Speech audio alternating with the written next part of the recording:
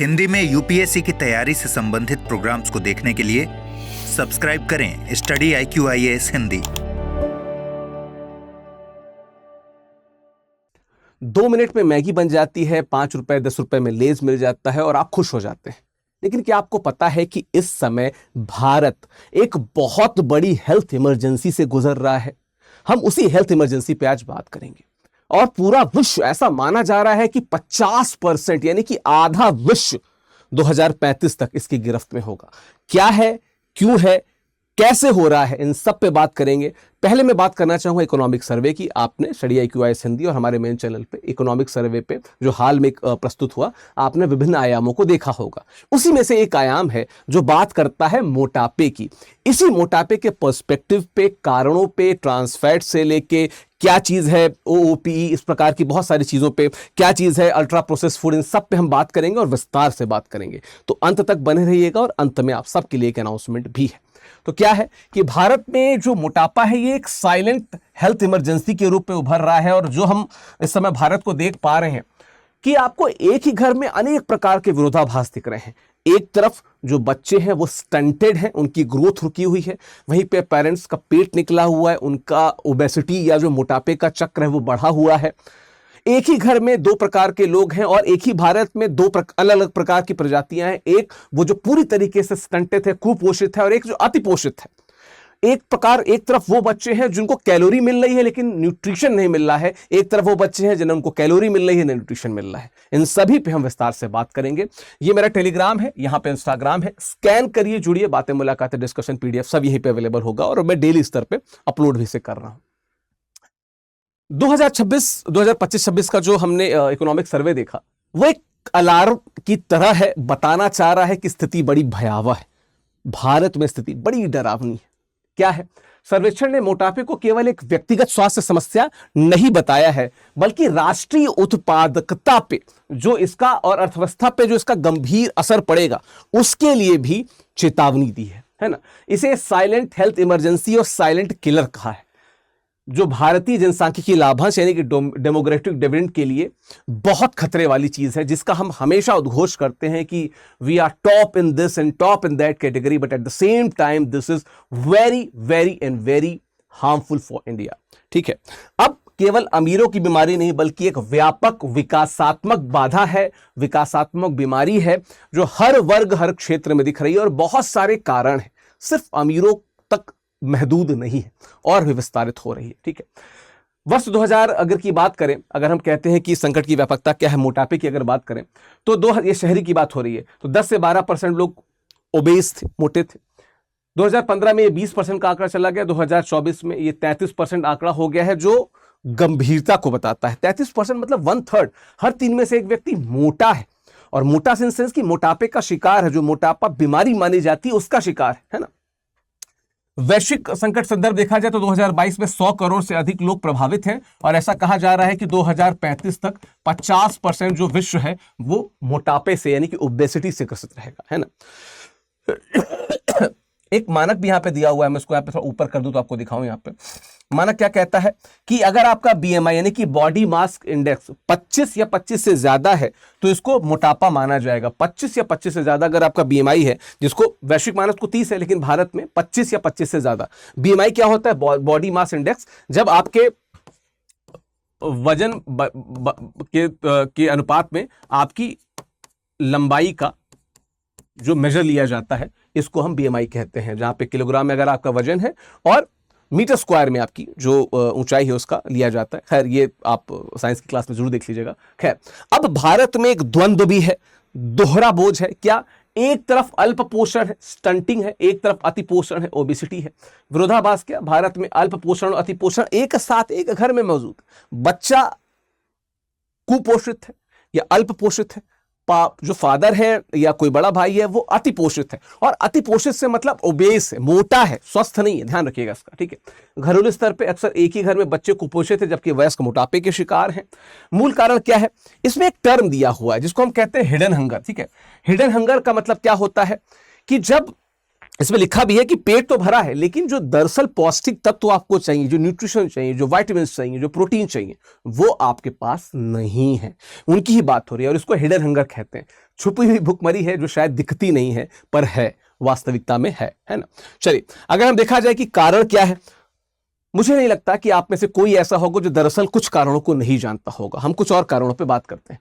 पहला तो क्या है, यूपीएफ यानी कि अल्ट्रा प्रोसेस्ड फूड, यानी कि जैसे जो पैकेट बंद स्नैक्स होते हैं, कोल्ड ड्रिंक्स होते हैं, नूडल्स होते हैं, इंस्टेंट नूडल्स होते हैं, प्रोसेस्ड मीट होते हैं, वो जो सूप आता है चिकन वगैरह वाला कि मिक्स के सूप आते हैं, इस प्रकार के सब चीजें, ये बहुत बहुत और बहुत बड़े कारण है इस ओबेसिटी के। ठीक है, हानिकारक तत्व, अत्यधिक चीनी, नमक, कृत्रिम तत्व, इन सब का जो कहते हैं ना कि वाइट, जैसे पाम ऑयल की बात हो रही है, रिफाइंड ऑयल की बात हो रही है, नमक एक्सेसिव अगर यूज कर रहे हैं, एक्सेसिव चीनी इस्तेमाल कर रहे हैं, तो this is harmful for your health, है ना। वनस्पति तेल के हाइड्रोजनीकरण से जो बना तत्व है वो हृदय रोगों के जोखिम को बढ़ाता है, इसकी भी बात हो रही है। यानी कि जो ट्रांस फैट है, ट्रांस फैट जो आपने कई जगहों पे देखा होगा कि वो जो चिप्स होती है इस प्रकार की, जहां पे बेसिकली वनस्पति तेल इस्तेमाल होता है, ट्रांस फैट की बात की जाती है, और मुझे लगता है कम से कम 10-15 वर्षों से लगातार इस पर चर्चा हो रही है, काम नहीं हो रहा है इस पर। ठीक है, नतीजा क्या है कि उच्च कैलोरी है और पोषण शून्य है। कैलोरी जो आपको बॉडी को चाहिए चलाने के लिए वो ठीक है, लेकिन जो हमारे अंग प्रत्यंग है उसको मजबूत करने के लिए जो न्यूट्रिशन चाहिए, हमारे अंदर जो जूसेस सिक्रीट होते हैं, जो एंजाइम्स होते हैं, इन सबको मजबूत करने के लिए जो न्यूट्रिशन चाहिए वो नहीं मिल रहा है, वो नहीं मिल रहा है। ठीक है, देख लेते हैं क्या है। एक तरफ तो जीवन शैली ऐसी हो चुकी है जहां पे शारीरिक गतिविधि में कमी हो गई है, डेस्क जॉब बढ़ गई है, स्क्रीन टाइम बढ़ गया है, बच्चे पहले बाहर जाकर खेला करते थे, अब वो मोबाइल में ही लगे रहते हैं। पुरुषों के साथ भी है, महिलाओं के साथ भी है। अनियमित नींद है और शहरी तनाव है। मतलब मुझे लगता है कि कुछ लोग ऐसे हैं जो 3-4 घंटे नींद लेते हैं, कुछ लोग ऐसे हैं जो 12-12 घंटे सोते हैं और फिर भी थके थके उठते हैं, आंखें थकी हुई है। मैंने भी इस चीज को महसूस किया है। और शहरी तनाव जो एक अनड्यू तनाव है, आपको पता नहीं किससे आप कंपटीशन कर रहे हैं कि आपको ये चीज लेनी ही लेनी है, ये कपड़ा पहनना ही पहनना है, ये घड़ी पहननी पड़नी है, इस कार को लेना ही लेना है। इस प्रकार के जो तनाव है वो भी इस जीवन शैली के द्वारा आपके में जो पोषण असमानता है उसको बढ़ा रहे हैं। ठीक है, सामाजिक आर्थिक बदलाव क्या है कि आप 20 रुपए में आपको जंक फूड मिल जाता है, आप उसको खाने चले जाते हैं। 200 रुपए में जो न्यूट्रिशियस फूड मिल रहा है आप उसको खाने नहीं जाते हैं। बहुत से उदाहरण है, आप कभी पिकनिक स्पॉट पे जाइए, मैगी की मतलब जिसे कहते हैं छुट्टा भीड़ जो है वो लोग जुटेंगे, आपको करोड़ों कमाते मैगी वाले दिखेंगे, कोई हेल्दी बेच रहा होगा, कोई नहीं जाएगा उसके पास में खाने के लिए। ठीक है, क्योंकि 2 मिनट में बन जाती है, इंस्टेंट नूडल्स हैं, लेकिन 2 मिनट में जितना आपको रोग दे जाते हैं उसकी कोई काउंट है क्या? कुछ नहीं, उसकी गणना होती है। मोटापा अब निम्न और मध्यम आय वर्ग में तेजी से बढ़ रहा है, कारण सस्ता जंक फूड आसानी से उपलब्ध है, जबकि पौष्टिक भोजन महंगा हो गया है। मतलब भूख लगी तो क्या करें, 2 पैकेट चिप्स खा लेते हैं, 40 रुपए में हो जाएगा। 40 रुपए में आप हेल्दी खाना भी खा सकते हैं, लेकिन उधर दिमाग जाता ही नहीं है। पता नहीं क्यों नकारात्मकता की तरफ जो शरीर है वो भी बढ़ता है बहुत ज्यादा। ठीक है, अब ये अर्थव्यवस्था पे प्रहार कैसे, उसको देख लेते हैं। देखिए, अगर आप मोटे होंगे, ओबेस होंगे, तो आपको बहुत सारी थकान होगी, आप बीमारियों से ग्रसित होंगे, आपकी कार्य क्षमता में गिरावट आएगी, और इससे क्या होगा, जो भारत की अर्थव्यवस्था है उसको रिलेटिवली सापेक्षिक तौर पर नुकसान मिलेगा।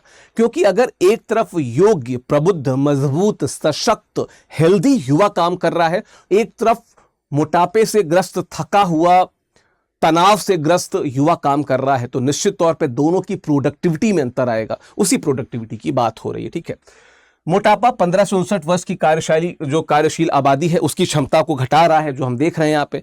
ये 15 से 59 वर्ष वही है जिसके लिए हमने डेमोग्राफिक डिविडेंड की बात कही थी, है ना। प्रभाव क्या है, थकान, जोड़ों का दर्द, बीमारियों के कारण। अब बहुत सारी बीमारियां जिनको हम लाइफस्टाइल डिजीज कहते हैं, और उसको बड़ा कैजुअली स्वीकार कर लिया गया है कि लाइफस्टाइल डिजीज है तो ठीक है।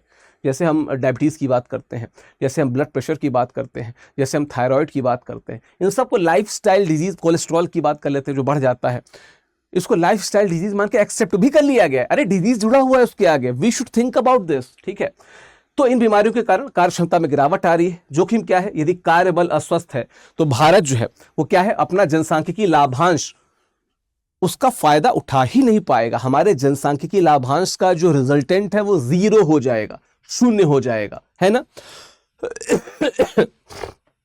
स्वास्थ्य का वित्तीय बोझ क्या है, हम अगर भारत की बात करें तो 60% आउट ऑफ पॉकेट एक्सपेंडिचर जो है वो खर्च हो रहा है स्वास्थ्य पे। ठीक है, भारत में स्वास्थ्य का खर्च बड़ा हिस्सा सीधा जेब से जाता है। आप थोड़े से बीमार हो जाएंगे, आप 400 रुपए देके चले आएंगे, आपको नहीं पता कि 40 रुपए की चीज ने आपको बीमार कर दिया, जब 60 रुपए की चीज आप हेल्दी खा सकते थे, उसके चक्कर में आप 400 रुपए भर के आ रहे हैं दवाई का। ठीक है, टाइप 2 जो डायबिटीज है वो बढ़ती जा रही है, हृदय रोग और उच्च रक्तचाप बढ़ता जा रहा है, फैटी लीवर और ऑर्थराइटिस और थायराइड, इस प्रकार की बीमारियां बहुत बढ़ती जा रही हैं। नतीजा क्या है, इलाज का खर्च परिवारों को गरीबी रेखा की ओर धकेला जा रहा है, और यू नेवर नो कि इसमें से कौन सी बीमारी कब स्पाइक कर जाए और कब आप बहुत नकारात्मक अवस्था में चले जाए जहां से वापसी संभव ना हो, तो समय रहते चेतना होगा हमें, ठीक है। अब क्या है, शारीरिक स्वास्थ्य से परे मानसिक और लैंगिक प्रयास क्या है, मानसिक स्वास्थ्य पे क्या असर होता है। विशेषकर बच्चों और किशोरों में आत्मविश्वास की कमी और अवसाद आता है, डिप्रेशन आता है, आलस्य आता है, आलस्य अपने साथ अवसाद और डिप्रेशन को लेके आता है, ठीक है। सामाजिक अलगाव और बुलिंग का शिकार होते हैं। एक तो आप मोटे होते जा रहे हैं, बी आप काम नहीं कर रहे हैं, सी आपको निश्चित तौर पे बुली किया जाएगा, आप पे टॉन्ट कसे जाएंगे, है ना, व्यंग कसे जाएंगे। महिलाओं में जो प्रजनन स्वास्थ्य है उस पर असर पड़ रहा है, बड़े स्तर पर असर हो रहा है। आजकल नेचुरल डिलीवरी बहुत कम ऐसे भी हो रही है, ऑपरेशनल या सिजेरियन जो डिलीवरीज होती है वो ज्यादा हो रही हैं। पीसीओएस, पीसीओडी, गर्भकालीन मधुमेह और मातृ मृत्यु दर यानी कि जो मैटरनल मॉर्टेलिटी रेट है ये बहुत ज्यादा बढ़ता जा रहा है। भारत को और भारत के लोगों को इस दिशा में कहीं ना कहीं सोचना होगा, ठीक है। वैश्विक परिदृश्य की बात की जाए तो अमेरिका में लगभग 40% वयस्क मोटापे से ग्रस्त हैं। भारत में अभी ट्रांजिशन फेज में है, लेकिन फिर भी हमने डेटा देख लिया ना, 33% लोग जो हैं वो साइलेंट किलर, जो साइलेंट बीमारी है, जो साइलेंट हेल्थ इमरजेंसी है, उसकी तरफ बढ़ रहे हैं, यानी कि मोटापे की तरफ बढ़ रहे हैं, ठीक है। भारत अभी ट्रांजिशन फेज में है। हमारे पास अमेरिका जैसी स्थिति से बचने और समय रहते हस्तक्षेप करने का मौका है। WHO के अनुसार 2035 तक विश्व की आधी आबादी यानी कि 50% की जो आबादी है वो क्या हो जाएगी, मोटापे से ग्रस्त हो जाएगी, ओबेसिटी से ग्रस्त हो जाएगी, ठीक है, ओबेसिटी से ग्रस्त हो जाएगी, ठीक है। समाधान क्या है, हमारे पास समाधान भी है। पिछले कई वर्षों से मोटे अनाज पे जोर दिया जा रहा है, ठीक है। जैसे अगर हम बात करें बाजरा, ज्वार, रागी, जो फाइबर से भरपूर होते हैं और कम जो ग्लाइसेमिक इंडेक्स होता है, मतलब नुकसान की जो क्षमता होती है इनमें बहुत कम होती है, लेकिन उनकी तरफ कोई जाता नहीं। आपको क्या चाहिए, आपको चाहिए मैदा चाहिए, है ना, मैदा वाली मैगी चाहिए, आपको चाहिए शुगर, शुगर से भरा जो कंटेंट चाहिए, वो आपको नहीं चाहिए, जो हेल्दी चीज है सदियों से बताई जा रही है, ठीक है। इसके अलावा सरकार ने पोषण अभियान शुरू किया कुपोषण मुक्त भारत के लिए। ईट राइट इंडिया कैंपेन शुरू हुआ बेहतर भोजन विकल्पों को बढ़ावा देने के लिए, लेकिन परिणाम क्या था, नकारात्मक, ठीक है। जिसे कहते हैं ढाक के 3 पात, रिजल्टेंट नहीं बदला है, रिजल्ट इसका अभी भी नहीं बदला है। विनियामक और शहरी सुधार क्या हुए, FSSAI द्वारा फ्रंट ऑफ पैक लेबलिंग की शुरुआत में, या बता दीजिए क्या दिक्कतें हैं, वो छाप दे रहे हैं। सिगरेट पे तो वो तो चेहरा बना रहता है ना उस आदमी का जिसको कैंसर हुआ है, लोग रुकते हैं क्या, नहीं रुकते, जिसको आदत होती है वो खा लेता है। जंक फूड के भ्रामक विज्ञापनों पर नियंत्रण की बात हो रही है। कुछ बहुत अच्छे उदाहरण भी हैं, जैसे हम फूड फार्मर को देखते हैं, that person is doing exceptional job, बहुत सी जगहों पर उन्होंने अद्भुत काम किया। ऐसे बहुत सारे हमको प्लेटफॉर्म्स की जरूरत है जो इस बात की ओर इंगित करें कि किस प्रकार से भारत में जो जंक फूड मार्केट है वो लगातार भ्रामक विज्ञापनों द्वारा देश के यूथ को नकारात्मकता की ओर ढकेल रहा है और उनको बेवकूफ बना रहा है, बेसिकली उल्लू बना रहा है। इस पे भी ध्यान देना होगा हमें, आपको। जागो ग्राहक जागो हमारे आपके लिए है, ठीक है, सुन के आगे बढ़ जाने के लिए, एड में स्किप कर देने के लिए नहीं है। तो ऐसे जो लोग हैं जो इस प्रकार के अवेयरनेस को बढ़ा रहे हैं, हमको उनको सपोर्ट भी करना चाहिए, उनको देखना चाहिए, समझना चाहिए, ठीक है। वो जो अर्जी फर्जी इंस्टाग्राम रील्स आते हैं उनकी बजाय।